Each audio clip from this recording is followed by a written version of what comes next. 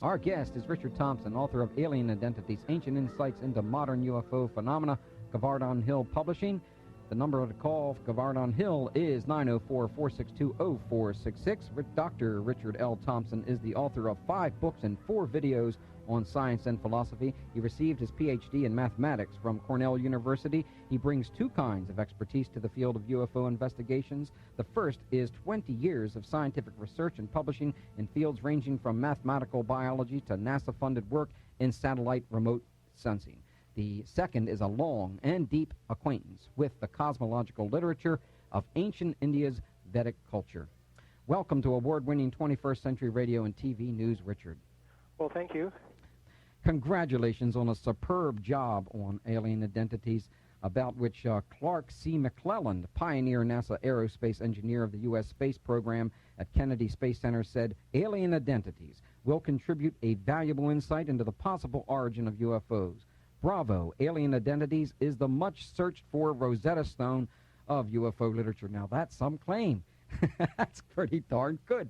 Before we get to the heart of your work, I wanted to start with the last chapter because there is so much prejudice against the Vedic teachings and the Hindus by uninformed Western researchers and media ignoramuses who consider Hindus a bunch of cow and rat worshippers. This religious and ethnic bias accelerated when the British began to colonize India in the 18th century. Tell us how this bias developed and what was Oxford University's part in this deception. Well, the bias in connection with the Vedic tradition, or what is called Hinduism in India, can be traced back to the time when William Jones, a pioneer Indologist, began to study the Vedic literature. These Vedic texts are, according to the tradition in India, over 5,000 years old, and they represent a very rich cultural tradition. However, William Jones and his colleagues basically had a Christian bias, and they wanted to fit the chronology of the Vedic literature and the different stories and texts and so forth into the framework of Christianity, specifically the Mosaic account of creation. So therefore, they had to do a very thorough job of discrediting the Vedic literature. That was the starting point. There were also political concerns involved because, of course, Great Britain was taking over India politically, and so naturally they wanted to show that they had a superior culture. Mm-hmm. So there's a long history of the denigration of the Vedic tradition. Which, by the way, still continues on the very station that I'm broadcasting from. I hear it often. The Vedic teachings, what are they, and when did they come into being? Well, according to the tradition in India, these teachings have been existing within the universe from time immemorial. The basic orientation of the Indian culture, or what I'm calling Vedic culture, is similar to that of many cultures that you find around the world. The basic viewpoint was that human society and human civilization is deriving from a larger universal order of intelligent beings. The idea is that life did not simply begin on the earth, and that in particular human civilization did not specifically begin on the earth. So the Vedic tradition says that the basic knowledge which is being passed down in the different Sanskrit texts is coming originally from higher planetary systems. And this is a viewpoint which is related to the concept of creation. The idea is that the universe was originally created by divine intelligence, and there's a descending process in which knowledge is passed down through different societies of beings within the universe. And finally, it reaches the human society of this earth. So according to that understanding, this Vedic tradition goes back to time immemorial. So in fact, then we're not the top honcho or head honcho of the universe here, are we? No. No, we're not. Excuse me, but my friends at Hopkins are probably falling off their chair right now. Now, Richard, you've done a splendid job of summarizing various aspects of UFO research in the chapter of Science and the Unidentified. You review traditional science's bias against the UFO reality. William Markowitz concluded that reported UFO objects could not be extraterrestrial spacecraft unless the laws of physics are wrong. Tell us, who is William Markowitz? Well, he's a particular scientist who happened to write an article on the UFO, the question of UFO evidence.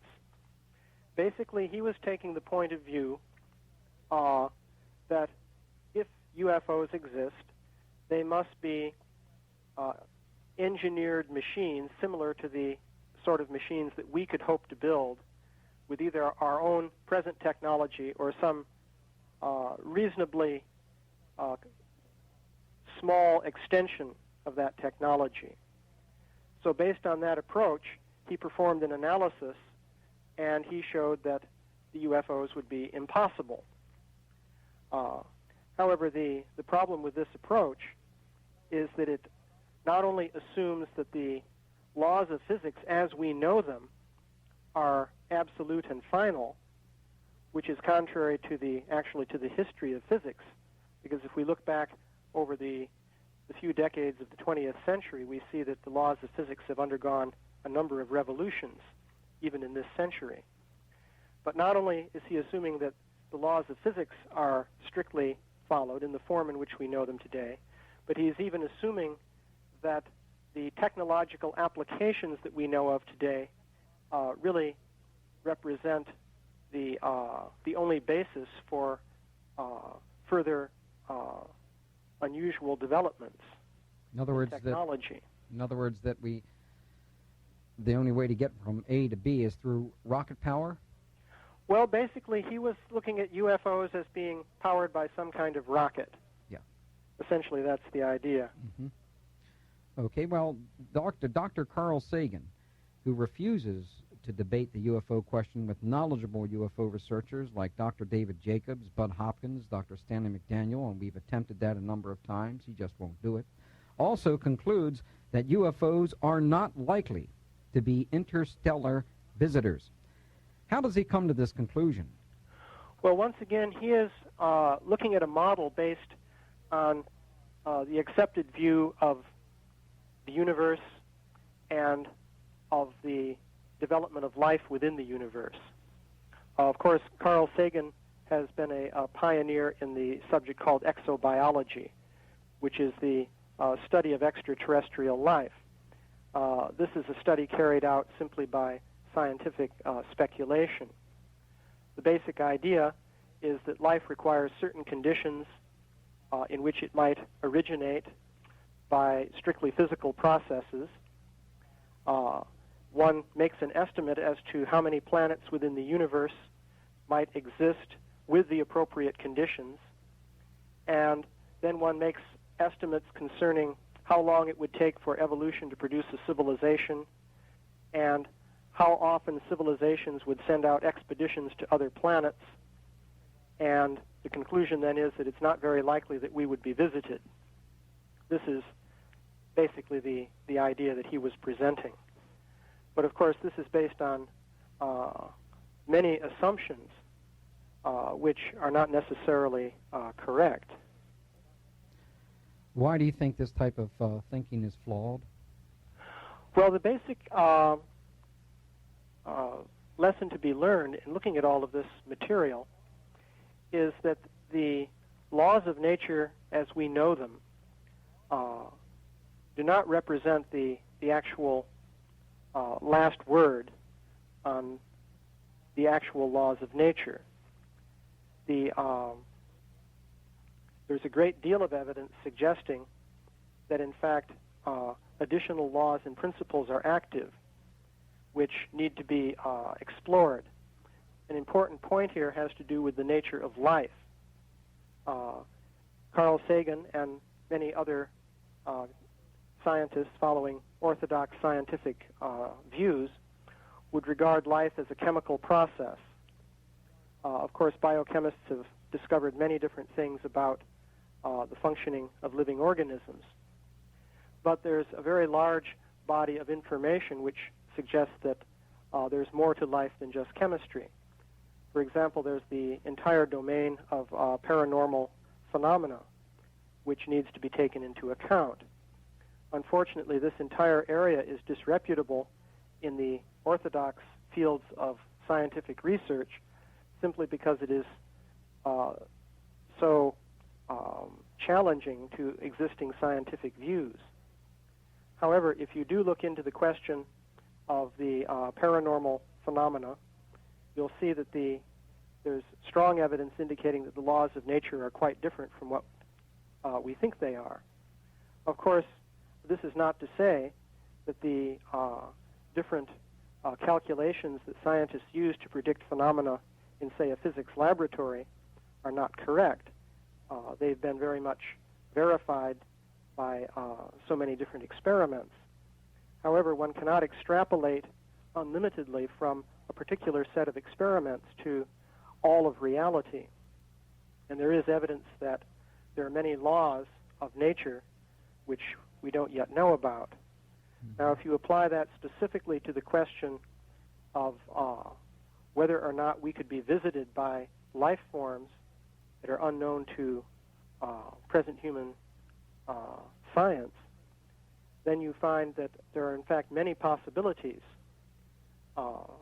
It's not necessarily the case that other life forms would have to originate by, let us say, an evolutionary process on another planet and then build a spaceship with rocket power or some similar propulsion device and then travel here in order for us to be visited by such beings. There are many other possibilities. We're going to touch on some of those possibilities later. Anti-UFO propagandists and debunkers argue that scientists don't believe in UFOs. What's the accuracy of that assessment? Well,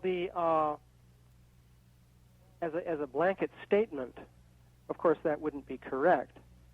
Of course, one also has to be careful what one means by believe in UFOs, because the question then comes, what exactly do you mean by a UFO?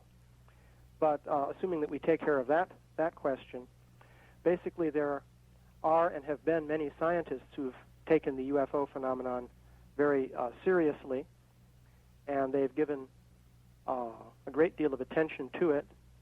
For example, J. Allen Hynek was an astronomer at Northwestern University.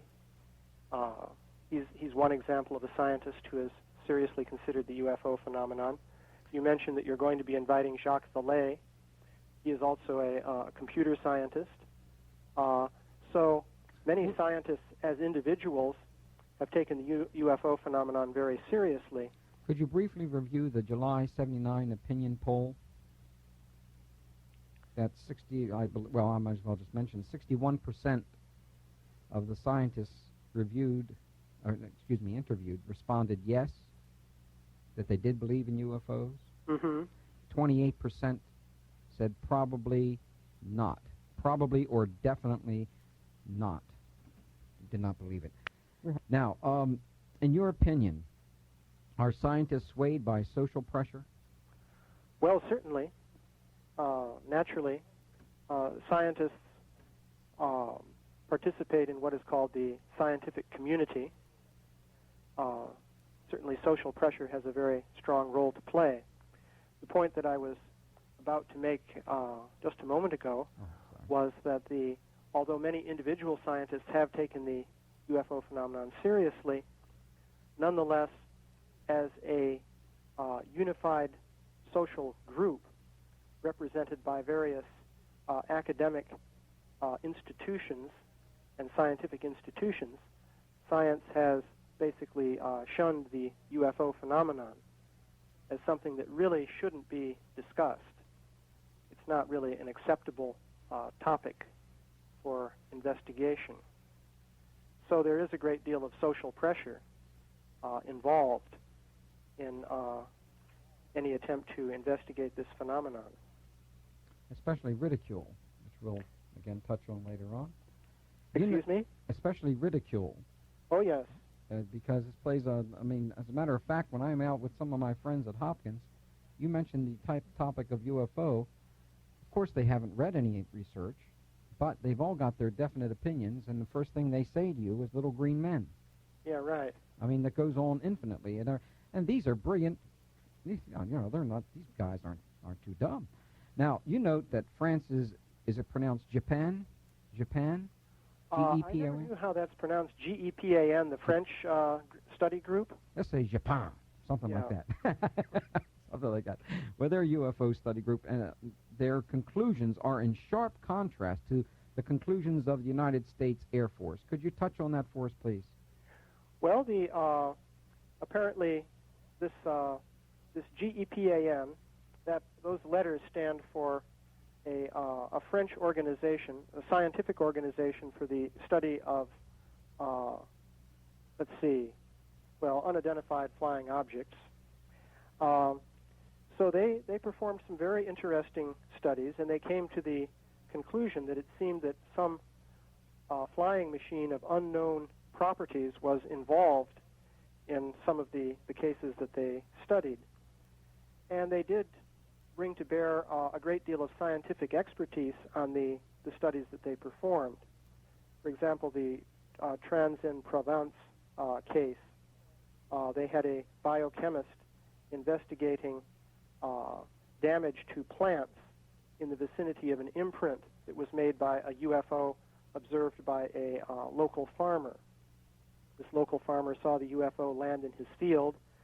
When it took off, it left a circular impression, and scientists studied the effect that it apparently had on the plants and observed quite an interesting series of biochemical changes occurring in the leaves of those plants. So it was a definite scientific study, and the conclusion was that certainly a very unusual phenomenon was involved there. Mm-hmm. So that's certainly been in contrast to the publicly admitted view that you find in the United States. Well, our publicly admitted view right now is we need to take a commercial break and award another library. And friends, if you think we want you to purchase this book, you're right, because we think it's enormously important. Our guest is Richard Thompson, author of Alien Identities, Ancient Insights into Modern UFO Phenomena, Govardhan Hill Publishing. To order, call 904-462-0466. That's 904-462-0466. Or you can write to Govardhan Hill, Post Office Box 1920. And I'll have to spell, I think it's Alachua. Nope, Alachua. Alachua, A-L-A-C-H-U-A. It's a spelling bee time, friends, in Florida, 32615. Now, Richard, inside UFO research, you have a great diversity and considerable antagonism between what's possible and what's not. You suggest that it's wrong to object to bizarre testimony simply because it's bizarre. Why? Well, in order to carry out a scientific investigation, you really have to consider all of the evidence. Of course, this term bizarre it's a culturally conditioned term. What is bizarre to one person may not be bizarre to another. It depends on one's background and one's experience. Certainly, a great deal of the testimony involving the UFO phenomenon is bizarre from the point of view of our standard upbringing in, say, modern American culture. But just because it's bizarre from that limited cultural standpoint doesn't mean that there's not something important there. Mm-hmm. If we edit the evidence before coming to conclusions about it, simply on the basis of our cultural conditioning, then that will make it very difficult to arrive at a real scientific understanding of what's going on. Well, let's review. Next hour, we're going to get into the Vedic teachings and how they parallel or corroborate UFO sightings here in the Western world. But review for us the well-corroborated close encounter of George Obarski in the early hours of January 1975. Well, that's a case mentioned by Bud Hopkins in one of his books. That was an interesting case. Obarski, as I recall, was a elderly man who had a liquor store in Manhattan, but he didn't drink himself. He was very abstemious. He was driving home late one evening, around midnight, I guess, and he said that he saw this craft looking like a sort of circular room with windows come down out of the sky, and then a ladder came down from it, and some little men in suits got down by the ladder and started taking samples of soil from the ground. So he was quite shocked by the experience. Interestingly enough, there was corroboration. There was a nearby apartment building. I think it was called Stonehenge Apartments, as I recall. And some of the people involved there in that apartment building also observed something unusual at about the same time.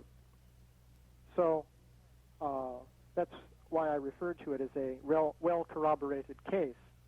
It's a case where you have multiple eyewitnesses who seem pretty likely to be unknown to one another. That is, there's every reason to think that this man, Obarski, did not know, for example, I believe it was a watchman who saw the craft from within the apartment complex. So also there were a couple of other independent witnesses. One family apparently saw the UFO on its way to the site, going through a nearby residential neighborhood. So this is an example of multiple witnesses confirming a rather unusual event. The old digging up the soil trick event. Oh yes, this thing of the UFO entities digging up soil, of course, has been reported since the early 1950s. Mm-hmm. It's a very standard thing which is reported. A rather curious kind of behavior, because you would think that they got enough soil by now, huh? Yeah, they should have enough soil if they're doing some scientific research.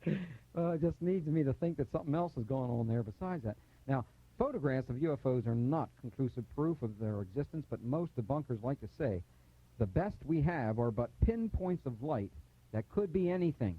Photos and film are taken by military personnel that the American public is not allowed to see. Review for us the testimony of Dr. Elmer Green regarding UFO photos and films taken on military bases by scientists and engineers. Well, Dr. Green personally conveyed this information to me. He's a researcher at the Menninger Foundation. He does biomedical research. In the early 1950s, though, he was a civilian engineer working for the Army, for the military, at a number of military bases out in the southwest area, including White Sands and others. So he was specifically involved in what was called metric photography. This means taking photographs of missiles and drone airplanes and so on with cameras that are calibrated so that you can calculate the actual trajectory of the vehicle as it moves through the air. They were also involved in the testing of the V-2 rockets back in those days.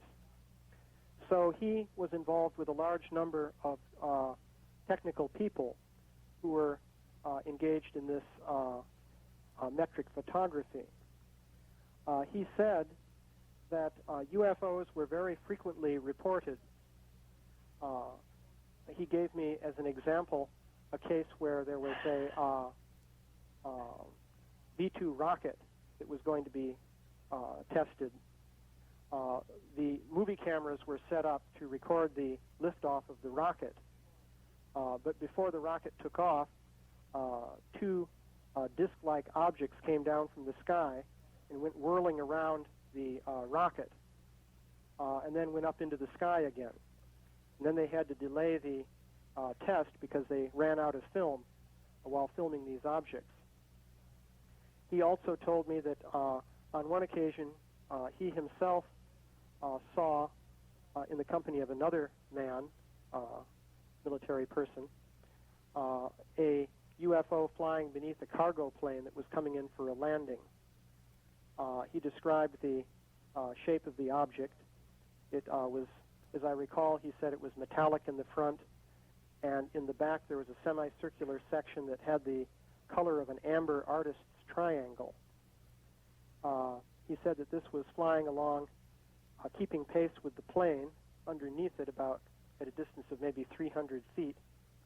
But at a certain point, it flipped up to the wing of the plane so abruptly that it seemed almost instantaneous, and then again followed the plane for some distance and then accelerated off into the sky.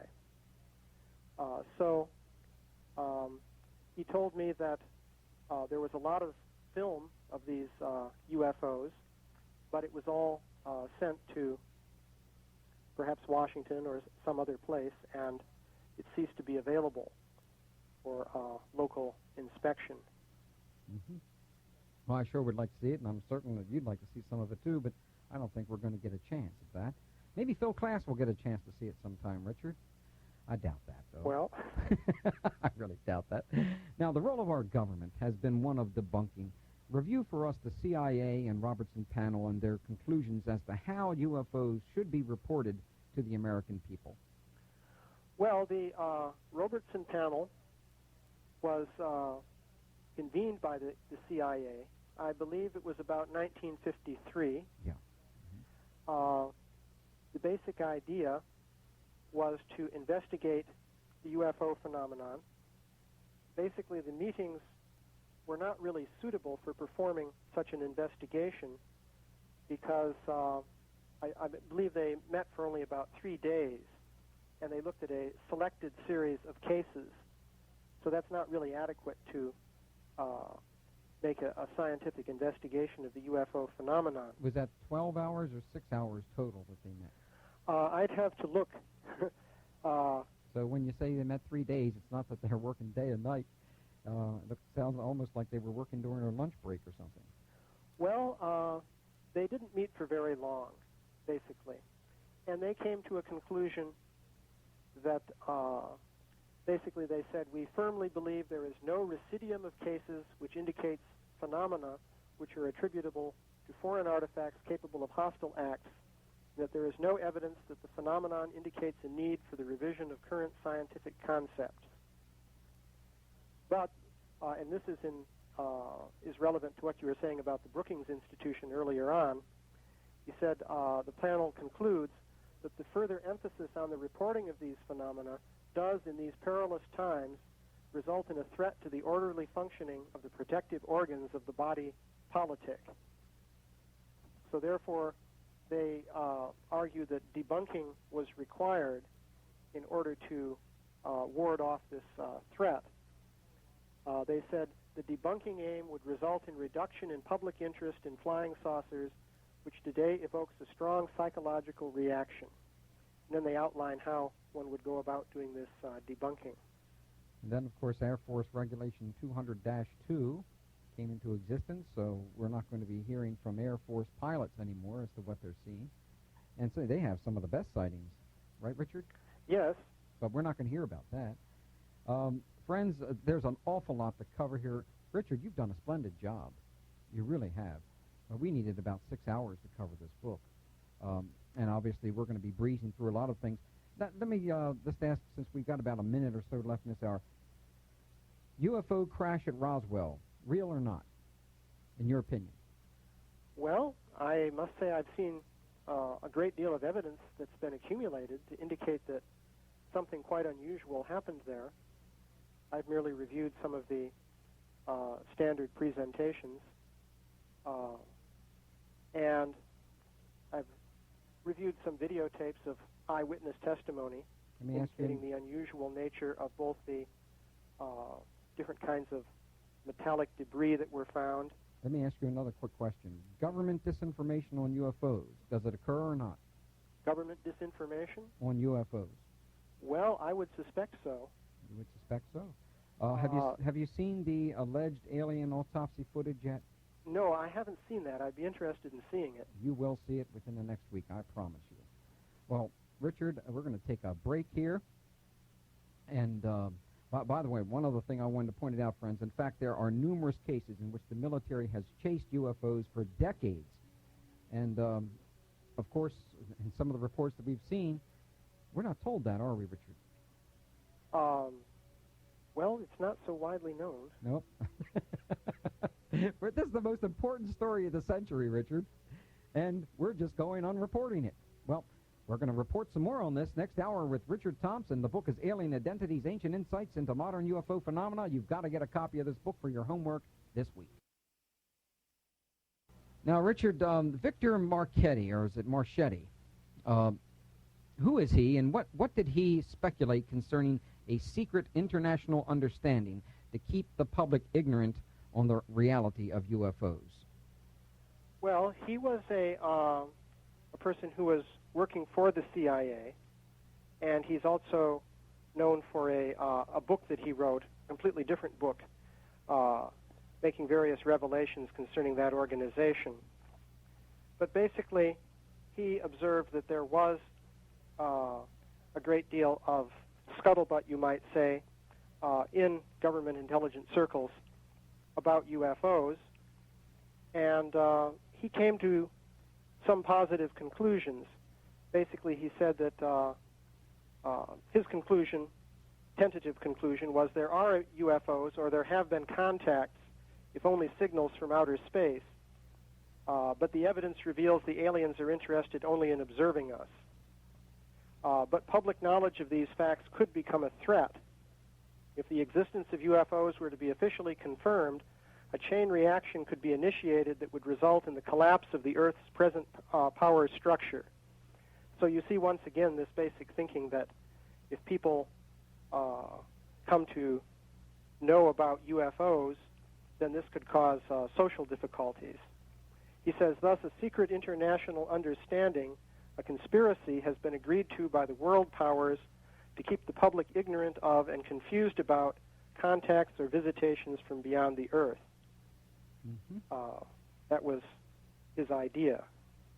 Well, present evolutionary theory concludes that it is extremely unlikely that anything enough like us for real communication of thought exists anywhere in our accessible universe. How do scientists like Dr. Carl Sagan and prominent evolutionist Theodosius Dobzhansky, come to this conclusion? Well, the argument is based simply on genetics and the theory of natural selection, the basic Darwinian theory of evolution. Dobzhansky made the point very clearly by saying, imagine you could go back, let's say, about 50 million years to what's called the Eocene period of the Earth's history, and start the Earth over again from that time period. He said, well, what is the chance that evolution would again produce human beings like ourselves? And he estimated, as I recall, that you'd have to have about 40,000 particular gene mutations occurring in the right order in order to produce the human race, starting with the kinds of life forms that you'd have 50 million years ago. And these mutations would be selected under certain environmental conditions, so this would depend on the climate being exactly the same. Many different factors would have to work out just as they have in the actual history of the Earth. So he concluded then that the chances that we would again come into being would be extremely small. Now, interestingly enough, this is at the same time an argument indicating that the chances are extremely small that we got here in the first place, according to the evolutionary mechanisms that are proposed in what's called the neo-Darwinian theory of evolution. But certainly the idea that it would happen twice is it's an extremely improbable phenomenon. So if you apply that to life on another planet, and you limit yourself to the Darwinian mechanisms, then the probability of such life is exceedingly, that such life would be human-like in form. Perhaps you could get life, but the chance that it would be anything like ourselves would be extremely small. Well, another hypothesis suggests that humanoids have not evolved independently from humans in the Darwinian fashion. How would this explain that beings like us would exist in our accessible universe? Well, if the humanoids that are reported in connection with the UFOs are very similar to us, and certainly that seems to be the basic picture, then one possibility is that they are related to us. So if we are descended from common ancestors, then that would account for the fact that we seem to be very similar. So this is a possibility that should be considered. Mm-hmm. Typically, these beings are said not only to have basic human bodily form, but also to exhibit recognizable human emotions. Mm-hmm. So they're certainly very similar to us. So the concept of a common ancestry or common descent is one way of explaining this. Sure. Now, there is evidence that indicates UFO contacts are physical and psychical, and that both the psychical phenomena and the UFO phenomena are reported to violate the known laws of physics. So human beings may also be something more than molecular machines. Now, why does this pose such an important problem to traditional status quo science that is promulgated by our best American universities? Well, of course, science as we have it today has very solidly established theoretical views based on what is generally called physical reductionism. The basic idea is that life can be reduced to chemistry in the sense that a living being like you or me is simply a collection of molecules interacting chemically, forming bonds and so forth.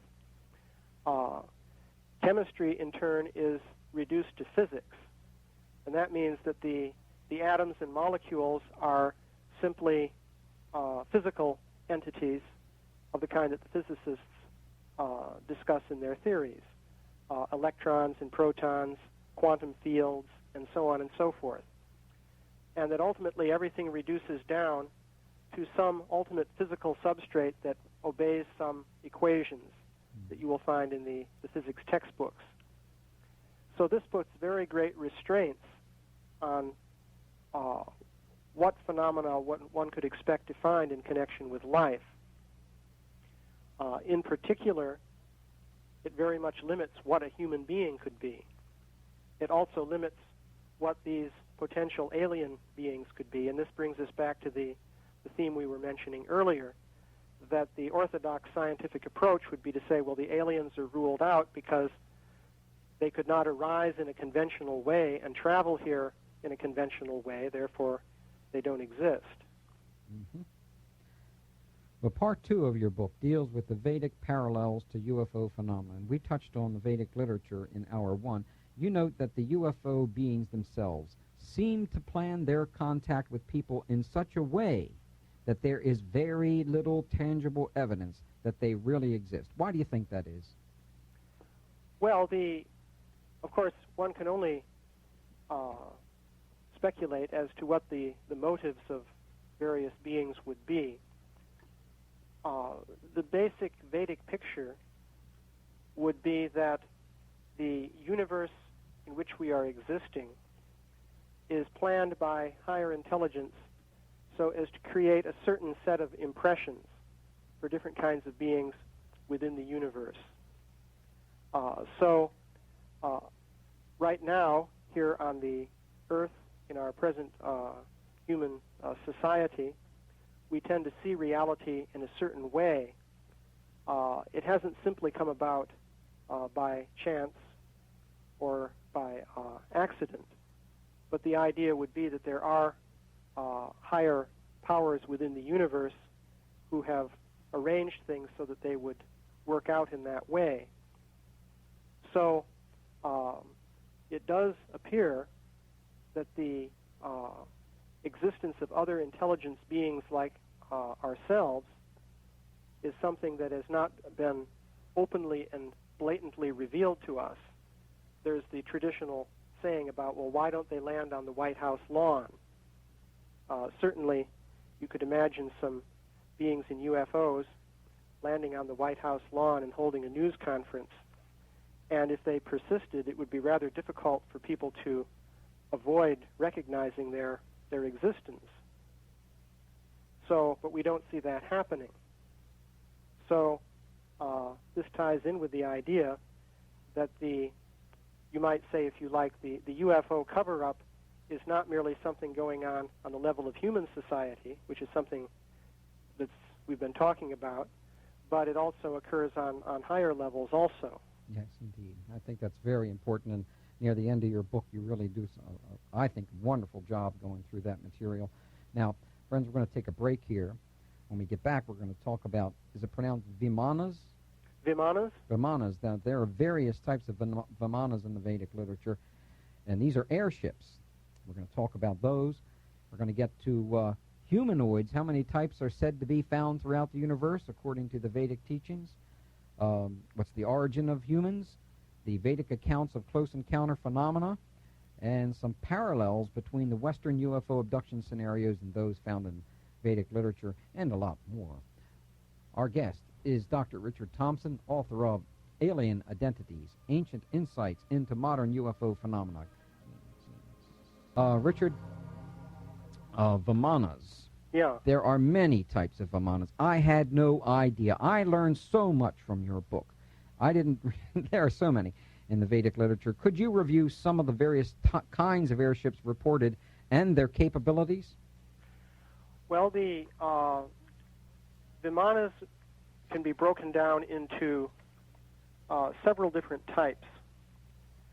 First of all, there are flying machines that seem to be very similar to our own airplanes, which are described in some Sanskrit literatures, such as the Samarangana Sutradhara.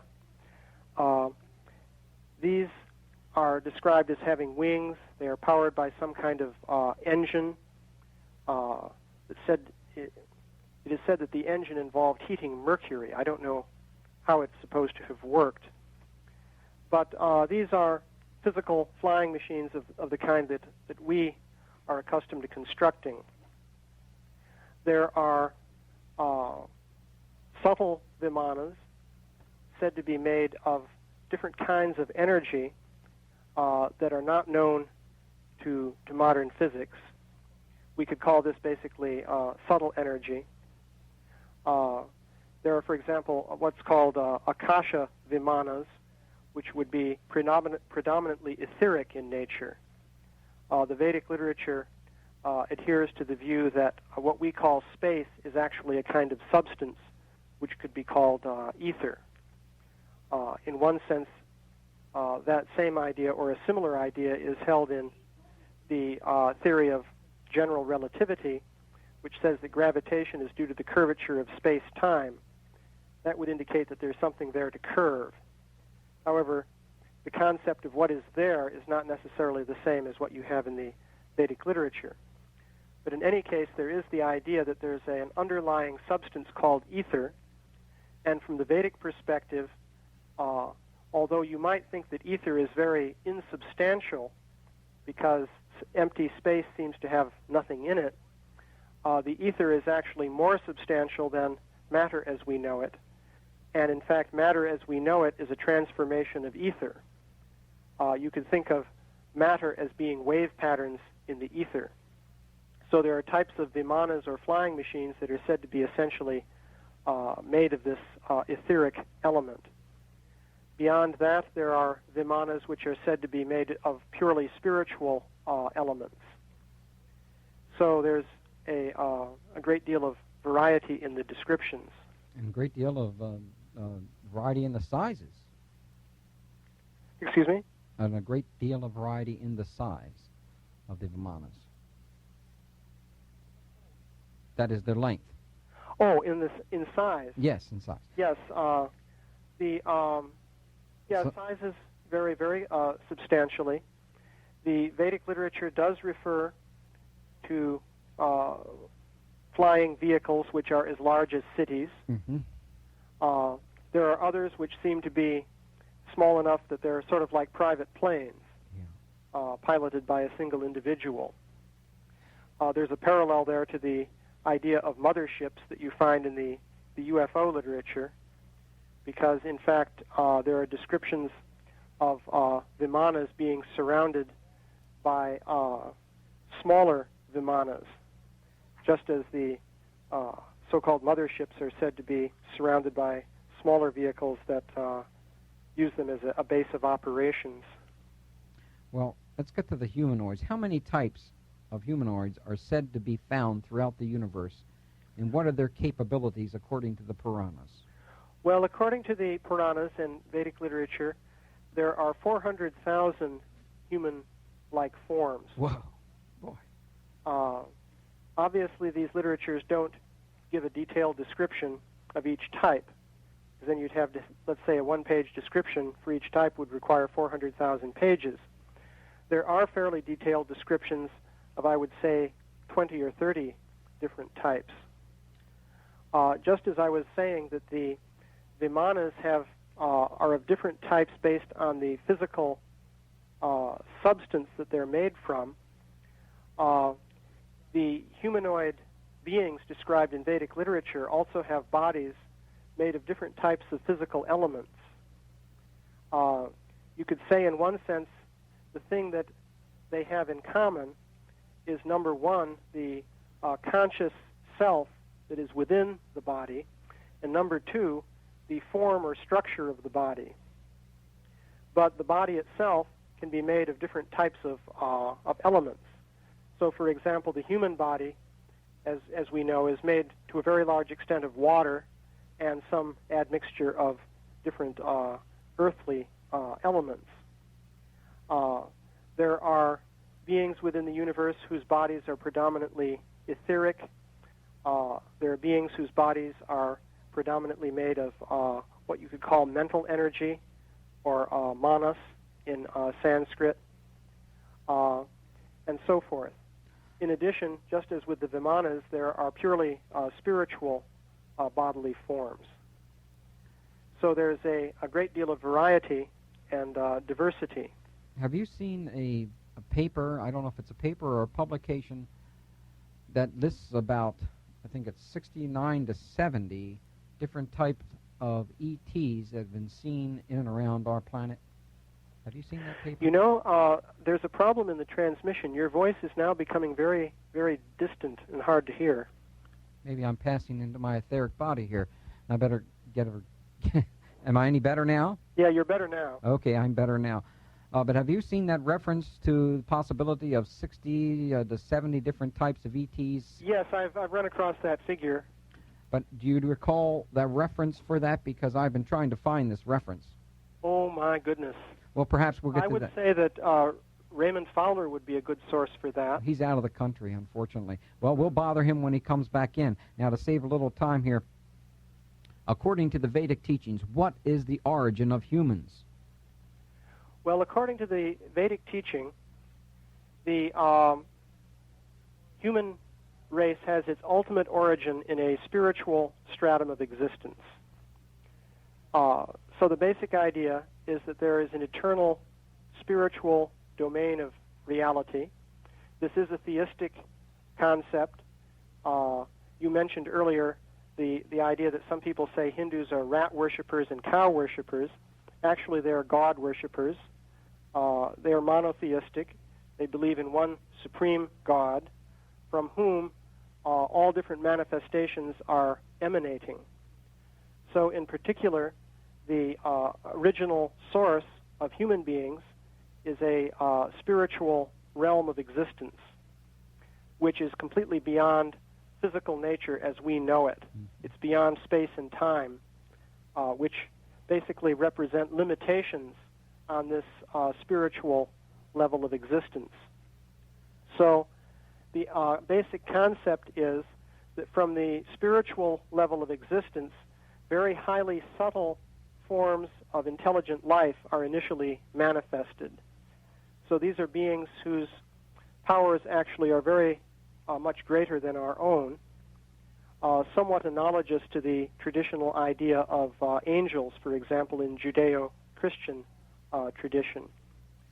From these beings, further beings are manifested. You have basically a hierarchical descent from one level to another until finally human beings with bodies made of gross elements, earth and water and so forth, are produced. So the basic idea is that human beings are indeed a product of descent with modification. That's a phrase taken from the theory of evolution, but it's a literal descent from higher forms with modification as opposed to an ascent from lower forms, which is what the theory of evolution would postulate.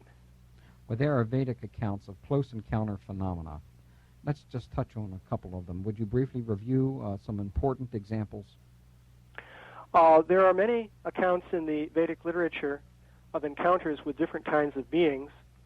I'll just mention one story that is interesting in connection with the abduction phenomenon.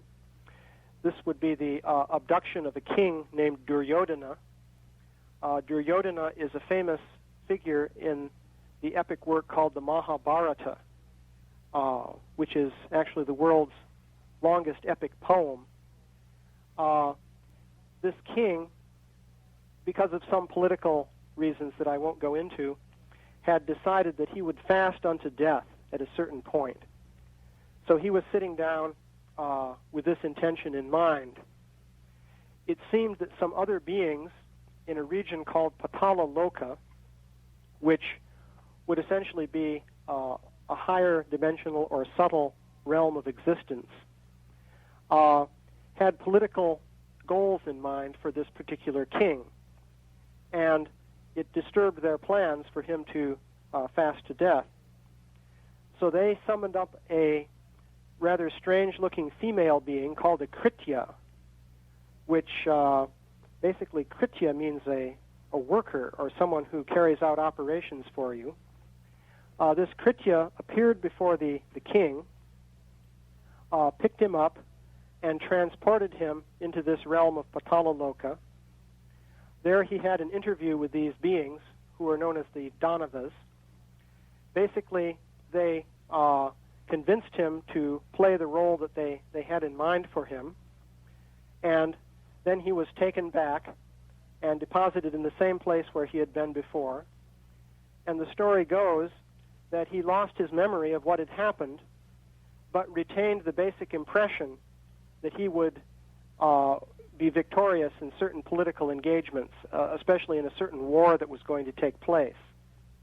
And he, in fact, proceeded to act in a very irrational way on the basis of this conditioning, which had been imposed on his mind. So there are a lot of parallels between this story and some of the abduction cases, including the aspect of missing time or lost memory. So there are definite parallels between Western UFO abduction scenarios and those found in the Vedic literature. Yes, there are. If you look at the descriptions of the characteristics exhibited by the UFO entities, you can draw a large number of parallels between those characteristics and different characteristics attributed to the beings in the Vedic accounts. In particular, in Vedic literature, there are powers which are called siddhis. The word siddhi actually means perfection, but there are a number of different powers of this nature. One could basically, in English, call those mystic powers. And you see that the entities described, say, in American UFO close encounter cases exhibit these powers, according to the witnesses, even though in most cases the witnesses probably don't know much about these mystic siddhis. Mm-hmm. One example would be, for example, telepathic communication, which is standard in UFO cases, and you also find that in the Vedic literature. Levitation, which is called lagima siddhi. The UFO entities are typically said to levitate or float through the air. Passing of matter through matter is another siddhi, which actually can be accomplished in a number of different ways. And it's significant that the UFO entities are said to pass through solid matter, even though at the same time they seem to be physical in the sense that they can pick up objects. People have to focus their eyes in order to see them, and so on and so forth. Well, Richard, we're nearly out of time. Friends, there is so much more in this book, such as the work concerning out-of-the-body experiences and UFO experiences, and parallels dealing with hairy monsters in the Vedic literature, which we didn't touch on, that there actually are reported administrative bunglings and near-death and UFO experiences and recycling of souls.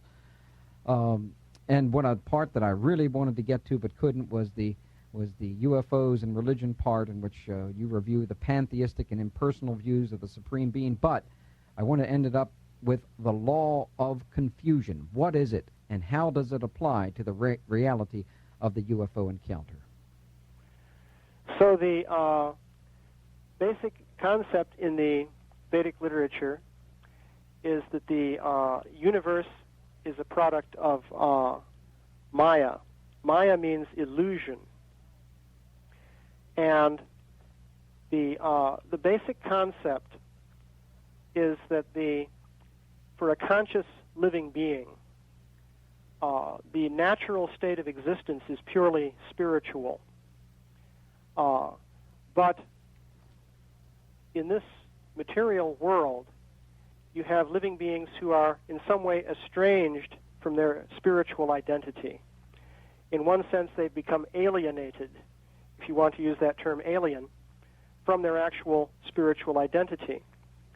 So the reasons for this, that would, of course, require a long discussion. But the basic idea is that the universe runs on the basis of controlled illusion. This is known as Maya. However, the illusion is regulated in such a way that the living beings within the universe can learn about their actual spiritual identity. But they're not forced to learn faster than they're prepared to do so. So you have a situation in which the universe is like a school in which illusion is used essentially as a, you might say, protective covering, so that the person can engage in learning experiences at his own pace. Mm-hmm. So this is the basic concept of Maya in the Vedic literature. And in connection with the UFO phenomena, you can see a lot of information which fits into this basic pattern. Yeah, indeed. We're out of time, Richard. You have written a most important work. We obviously needed 4 hours to cover it satisfactorily. Maybe you'll be able to join my wife so that her listeners can absorb some of this very significant research. Our guest has been Dr. Richard Thompson, author of Alien Identities, Ancient Insights into Modern UFO Phenomena, Cavardin Hill Publishing. To order, call 904-462-0466. That's 904-462-0466. And when we return, Janice Daltrey will be with us to discuss some skybox publications. Actually, I call them miniature encyclopedias, trading cards. We're going to have to talk a little bit about Star Trek and Bill Nye the Science Guy.